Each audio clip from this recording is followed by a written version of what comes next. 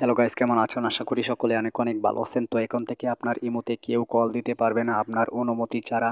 তো আমরা ইমো অনেকেই ব্যবহার করে থাকি। দেখা যায় আমরা যখন ডাটা কালেকশন অথবা ওয়াইফাই চালু করি, তো আমাদেরকে অযথা বিরক্ত করে কল করে অথবা মেসেজ করে।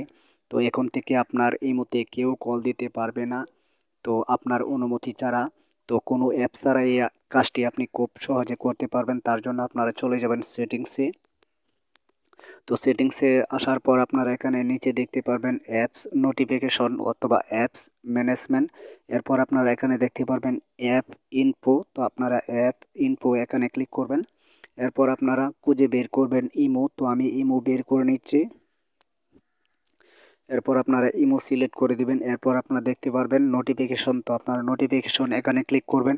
এখানে ক্লিক করার পর শো নোটিফিকেশন এটি অন রেখে তো আপনারা সবগুলা অফ করে দিবেন। তো আপনারা এখানে দেখতে পাচ্ছেন কল। তো আমাদেরকে যেহেতু অযথা কল করে, তার জন্য আমরা কি করব, কল এটা অফ করে রাখবো। এরপর ইনকামিং কল, তো আপনারা এটা অফ করে রাখবেন। আপনারা যদি চান গ্রুপ, তো এটা যদি অফ করতে চান তাহলে গ্রুপ এটা অফ করে দিবেন। এরপর চ্যাট এটা অফ করে দিবেন। তো এরপর আপনারা ব্যাগে চলে আসবেন। তো আপনি চাইলে আপনার বন্ধু বান্ধবকে ইমো থেকে আপনি কল করতে পারবেন, কিন্তু তো আপনাকে কেউ কল দিতে পারবে না। তো এরপর আপনারা যদি এটা অফ করতে চান অথবা পরবর্তীতে দেখা যায়, তো আপনি যদি চান যে পরবর্তীতে তো আপনাকে কল করুক, এই কলটি আপনার কাছে আসুক, তাহলে আপনারা আবার সেমভাবে চলে যাবেন সেটিংসে আসার পর আপনারা এখানে পেয়ে যাবেন অ্যাপস নোটিফিকেশন। তো অ্যাপস নোটিফিকেশন অ্যাপ ইনফো।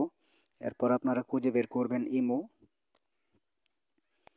তো ইমোতে আসার পর আপনারা যেটি আপনারা অফ করেছেন সেটি অন করে নেবেন।